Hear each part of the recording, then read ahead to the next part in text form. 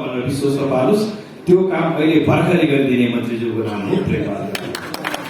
50 रुपियाँमा खाजा खाइँदैन, समय सापेक्ष तल भत्ता गरी नदी काममा लाइँदैन भन्ने मन्त्रीज्यूको नाम हो प्रेमबहादुर आले। कुनै विशेषण तथा प्रशंसाका शब्दहरू कम हुन सक्लान्, बरु आउनुहोस् अब आफ्नो मन्तव्य तथा आवश्यक निर्देशनका लागि यहाँ स्वागत गरौँ यस समारोहका प्रमुख अतिथि संस्कृति पर्यटन तथा नागरिक उड्डयन मन्त्री माननीय प्रेमबहादुर आलेज्यू।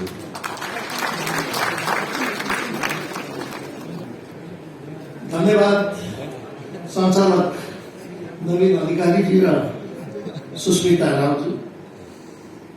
23औं वार्षिक उत्सव समारोहका उपस्थित संस्कृति पर्यटन नागरिक उड्डयन मन्त्रालयका सचिवज्यू, क्यानका डिजी साहब, मञ्चमा उपस्थित उच्च पदस्थ साथीहरू, यस कार्यक्रममा उपस्थित विभिन्न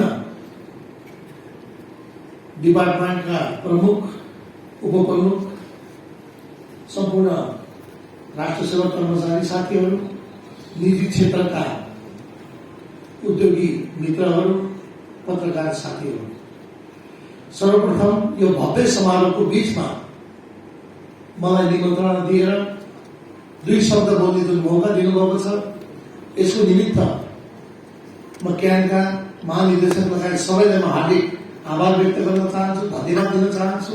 साथै आज यो 23औं वार्षिक उत्सवको तपाईहरु सबैमा हार्दिक शुभकामना पनि व्यक्त गर्न चाहन्छु, यसको सफलताको शुभकामना व्यक्त गर्न चाहन्छु। वास्तवमा थुप्रै साथीहरूले आफ्नो भनाइ राखेर गइसक्नु भएको छ। हाम्रो ट्रेड युनियनका अध्यक्ष नसवान गिरी लगायतका साथीहरूले पनि थुप्रै कुरा राख्नु भएको छ। आज यही भव्य समारोहको बीचमा निजी क्षेत्रबाट दीपक मल्होत्रा लगायतका कुशल व्यवसायीहरू सम्मानित हुनुभएको छ।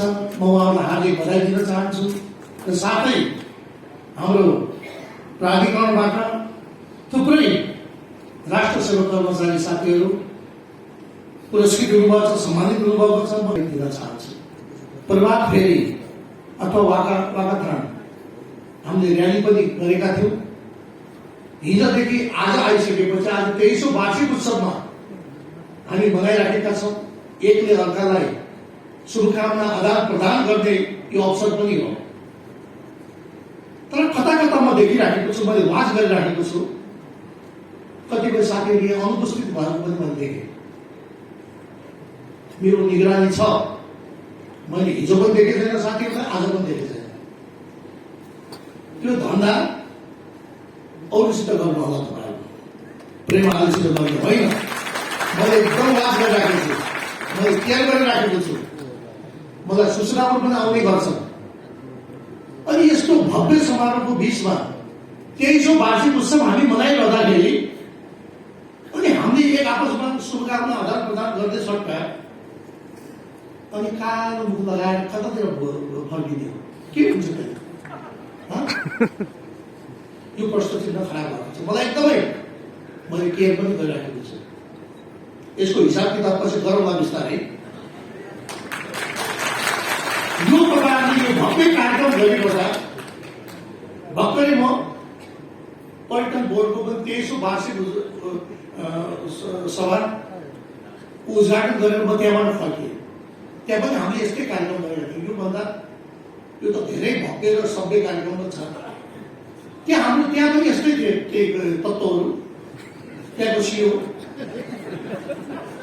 डाक्टर धनञ्जय रेड्डी भने त्यो सर्टिफिकेट पनि चोरेर ल्याए।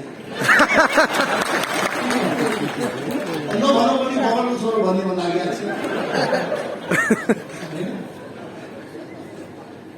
यो हलको कति पैसा लाग्यो भने मैले सोधेँ साथीहरूलाई, कति पैसा लाग्यो सोद्धाखेरि उहाँहरूले 2,75,000 रुपियाँ, 650 जनाको लागि क्याटरिङको पनि व्यवस्था छ। त्यसमा पनि हामीले डिस्काउन्ट गरेर 50,000 हामी डिस्काउन्ट गरेर 2,25,000 मात्र तिर्न पर्छ भन्नुभयो। कति पारदर्शी पर्छ। म धन्यवाद दिन चाहन्छु डिजी साहबलाई। यसरी खर्चमा कटौती गर्दै हामीले लग्यो भने राम्रो हो। 50,000 डिस्काउन्ट त भएन। राज्यले विगतदेखि जुन खाजा खर्च भनेर 50 रुपियाँ छुट्याउने गर्थ्यो, त्यो 50 रुपियाँ इनाफ हुन्छ अहिलेको जमाना। त्यो गुनासो तपाईँले गुनासो मात्रै आइसकेपछि सचिवजी डिजी साहब लगायत हामीले छलफल गरेर अब त्यसले पुग्दैन, कम्तीमा 250, 300 र 350 दिनुपर्छ। मलाई थाहा छ तपाईँ रातभरि ड्युटी गर्नुहुन्छ, कहिले 11 बजे, कहिले 12 बजे, कहिले 1 बजे तपाईँ घर फर्किनुहुन्छ। अनि यत्रो मेहनत तपाईँले गर्नुपर्छ, तपाईँलाई कुनै सम्मान हुँदैन क्या? त्यो गर्नुपर्छ, त्यो राज्यको दायित्व। यही प्रसङ्गलाई म जोडिरहँदा म त्यहाँ पर्यटन बोर्डबाट आउँदाखेरि त्यहाँ मैले के पाएँ भन्दा म दिल्लीमा म WTM को प्रोग्राममा लन्डन गएको थिएँ। पर्यटन बोर्डको खर्च कति भन्दाखेरि 80 लाख रुपियाँ खर्च गरेको रहेछ, जबकि मेरो टिकट समेत संस्कृति पर्यटन तथा उद्योग मन्त्रालयले दिएको पैसा। जम्मा 500 जना मात्रै उहाँ जानुभएको छ। मेरो बस्ने खाने पर्सनल मैले आफूले पे गरेँ, अनि त्यही चाहिँ दूतावासमा बसेँ, ट्याक्सी पनि आफै चढेँ, खर्च एउटा पनि भएन। स्टल कत्रो राख्यो भने यत्रो राख्यो, त्यो चरा बस्ने। अनि फर्केर आइसक्यो, खर्च कति भन्दाखेरि 80 लाख। टुरिज्म प्रमोसनको लागि हामी नेपालबाट त्यहाँ गएका छौँ लन्डनमा, एउटा पोस्टर छैन, न सगरमाथा न चाहिँ गौतम, केही पनि छैन। Tourism promotion. अनि एउटा आदेश, अल्पकालीन आदेश आएको रहेछ। अल्पकालीन आदेश आउन साथ पुरा भोज भतेर सुरु थियो। म त जितेर आए, कोर्टले मलाई जितायो भने एकदमै भव्य, त्यो पनि मैले सुनेछु। यस्ता व्यक्तिबाट संस्था चल्न सक्दैन।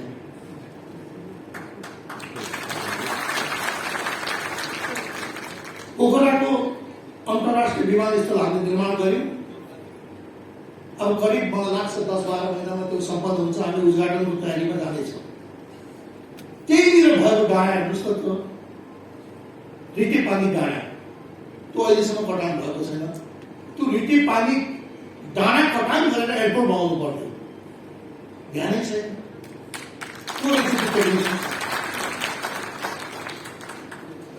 अब भैरवमा एयरपोर्ट बन्यो,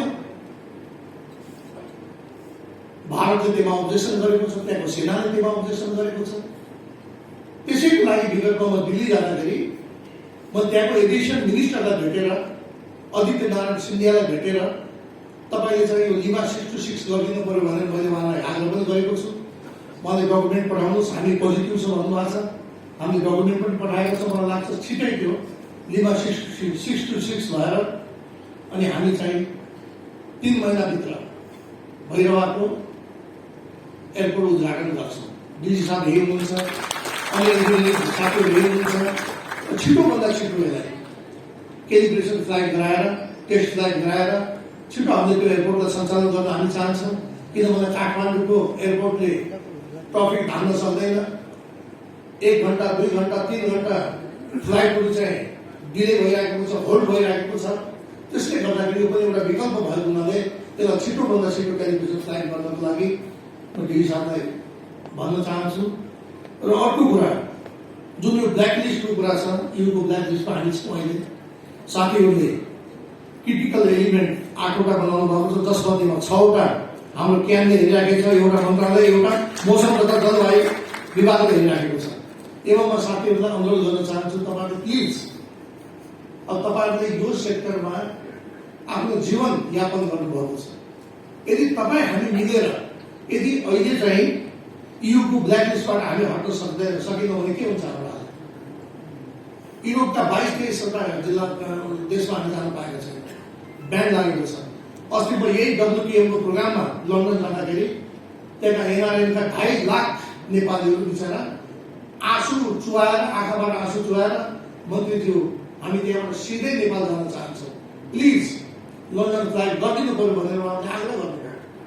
एउटा सम्मान कार्यक्रम त्यहाँ राखिएको थियो। त्यो कार्यक्रममा मलाई उहाँले भन्नुभएको छ, मैले तपाईँहरू चिन्ता नगर्नुहोस्, अब हामी चाहिँ आइकाउबाट छुटिसकेका छौँ, लन्डन छुटिसकेको छ। त्यो अवस्थामा हामी छिटोभन्दा छिटो लन्डनमा डाइरेक्ट फ्लाइट गर्ने गरी हामी आउँदैछौँ भनेर मैले त्यहाँ प्रतिबद्धता पनि जनाएको छु।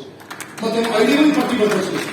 त्यो विषयमा मेरो त्यहाँ जाने lord of house parliament member baroness वर्माजीसँग मेरो कुरा भएको छ। अहिले लन्डनको पार्लियामेन्टमा कुरा उठिराखेको छ। पञ्चायती कालमा नेपालदेखि डाइरेक्ट फ्लाइट तपाईँको लन्डनमा थियो, अब लोकतन्त्रमा आएपछि बन्द भयो। कस्तो भिडमा हिजो नेपाल एयरलाइन्ससित 2 डजनभन्दा बढी जहाजहरू थिए, आज आएर जम्मा 4 छ। 2टा सानो जहाज छ, त्यो पुग्ने त्यो कहिले उड्ने कहिले नउड्ने, त्यस्तो भिडियो बनाएको छ। त्यसो भएको हुनाले हिजो एउटा प्रोग्राममा म गएको थिएँ।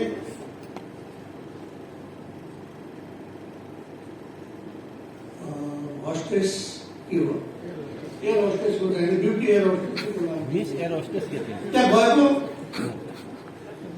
एउटै कलेजले 300 जना उत्पादन गरिरहेछ। अब बिचरा कहीँ चाहिँ रोजगारी छैन। त्यही पनि यदि प्राइभेट सेक्टर नभइदिए भने त्यो पनि गाह्रो हुन्थ्यो। अब उहाँहरूले अध्ययन गर्नुभएको छ, पढ्नु भएको छ, पास हुनुभएको छ, जागिर छैन। अनि उनीहरूले प्राइभेट सेक्टरमा काम गर्नुपर्ने, ट्राभल्समा काम गर्नुपर्ने, यस्तो खालको विडम्बना छ। त्यसो भएको हुनाले हाम्रो निगमको अध्यक्षज्यू गइसक्नु भएको छ। उहाँलाई मैले निर्देशन दिएको छु, तपाईँ छिटोभन्दा छिटो प्लान ल्याएर, बिजनेस प्लान ल्याएर कम्तीमा पनि चाहिने 10, 12वटा 15वटा जहाज जति खरिद गरेर ल्याउने, एयरपोर्टमा राख्ने, सबै पार्टीका मान्छेलाई बोलाउने र त्यहाँ भाषण गर्ने। विगतको जस्तो यो वाइट बडी होइन, यसमा कुनै कमिसनको खेल भएको छैन। यो जहाजमा 1 रुपियाँ पनि तलमाथि भएको छ भने राजनीतिबाट सन्यास मात्र होइन, प्रेम आले झुन्डिन तयार छ भनेर म त्यो भन्न चाहन्छु। त्यसैको लागि हामीले गृह कार्य गरिराखेका छौँ। मैले अस्ति निगममा एउटा प्रोग्राम हुँदाखेरि मैले भनेको थिएँ, क्यानले भट्टाभट राम्रो राम्रो एयरपोर्ट बनाउँदै जान्छ, तपाईँ बाहिरबाट आएका जहाज गर्दै जानुहोस् भने मैले। अब आफ्नो जहाज छैन, कतिको छिटो गृह कार्य गर्नुहोस्, ग्राउन्डेड भएको जहाज MH12 उडाउनुहोस्, त्यसलाई बनाएर मर्मत गरेर उडाउनुहोस् भनेर मैले भनिराखेको छु। त्यसो भएको कारण थुप्रै कुराहरू छन्, तपाईँ हामीले मिलेर गर्नुपर्ने कामहरू छ। अब साथीहरू विगतमा पनि थुप्रै यो ट्रेड युनियनका साथीहरू लगायत थुप्रै एडिसीका साथीहरू आउनुभएको थियो। हामीलाई एकदम रेटिङमा हामीलाई एकदम समस्या छ, हामीले वृद्धि हुनुपर्छ भन्नुभयो। तुरन्त डी साहबलाई भनेर यो गरिदिउँ भने मैले यो हामीले वृद्धि गरेका छौँ। अरू तपाईँहरूका के समस्या छ, काम गर्नुहोस्, मिलेर काम गरौँ। म त 2-4 महिना 6-8 महिनाको पाहुना हो, सधैँ म तपाईँहरूसित रहने पनि होइन। तर जति दिनसम्म यो ठाउँमा रहन्छ राम्रो गरिन्छ, इमान्दारी साथ 3 करोड नेपाली जनताको शिर नझुक्ने गरी प्रेम आले काम गर्छ। म तपाईँहरूको साथमा छु। अब हामी भैरवा एयरपोर्टको उद्घाटनको सञ्चारमा छौँ, पोखरा अन्तर्राष्ट्रिय विमानस्थलको सञ्चारमा छौँ। त्यस्तै हामी थुप्रै क्षेत्रीय विमानस्थलहरू, चाहे त्यो EPCF मोडल होस्, चाहे गुड मोडल होस्, चाहे PPP मोडल होस्, यी विभिन्न मोडलमा जहाँबाट नेपाल सरकारलाई फाइदा हुन्छ त्यही मोडलमा हामी काम गर्न हाम्रो गृह कार्य भइरहेको छ। सचिवजी, हामी DG साहब लगायत हामी सबै त्यसमा छलफलमा छौँ। त्यसले अब एयरपोर्ट त निर्माण गर्ने सँगसँगै हामीलाई जहाजको पनि खाँचो छ। अब यो सेक्टर, यो मन्त्रालयले क्यान मात्र हेर्ने त होइन, यो क्षेत्रले हेर्ने भनेको निगम पनि हो, NAC। मैले हरेक एम्बेसडरहरूलाई भन्छु, आउनुहोस्, अब हाम्रो नेपालमा आउनुहोस्। अब कोभिड धेरै मान्छे भ्याक्सिनेटेड भइसकेको छ, यो सेफ जोन हो टुरिज्म सेक्टरको लागि भन्छु। तर उहाँहरूले के भन्नुहुन्छ, जहाजको फेयर मात्रै you are paying 2000, we are paying 8000 भन्छ। उनको गुनासै त्यही छ। अब प्राइभेट एयरलाइन्स पनि बिचरा थला परेको छ कोभिडका कारणले गर्दाखेरि। उहाँहरूले पनि किस्ता तिर्न सक्नु भएको छैन। सबैको आफ्नो समस्या छ। हामीसित जहाज छैन। विदेशीको लागि हामी जति नेपाली नागरिकले प्लेनको फेयर तिर्छ त्यति नै नेपाल एयरलाइन्सले पनि तिरौँ भनेर गरौँ भने हामीसित जहाज छैन। अब त्यो आफ्नै घाडमा राखेर उडाए मात्रै हो, जहाज छैन। अनि त्यो कारणले पनि टुरिस्टहरू आउन चाहे। एकपल्ट नेपालमा आएपछि झस्केर फर्किहाल्छ। अब यसलाई सपोर्ट हुने के छ भन्दा जस्तो हामी अस्ति दिल्ली जाँदाखेरि पनि दिल्लीमा जाँदाखेरि त्यहाँको एभिएसन मिनिस्टरसित कुरा गर्दै अहिले एयर बबल छ। हाम्रो उडान यहाँबाट चाहिँ दिल्ली, दिल्लीबाट नेपाल, दुई देशले मात्रै ओहोरदोहोर गर्न पाइने, अरू देशका नागरिकले गर्न नपाउने, त्यो पनि हटाउनको लागि मैले पहल गरिराखेको छु। यी यावत समस्याहरू छन्। तपाईँलाई थाहा छ अहिले पनि तपाईँको पिसिआर गर्दाखेरि इन्डियामा 300-400 रुपियाँ भन्दा बढी दिँदैन।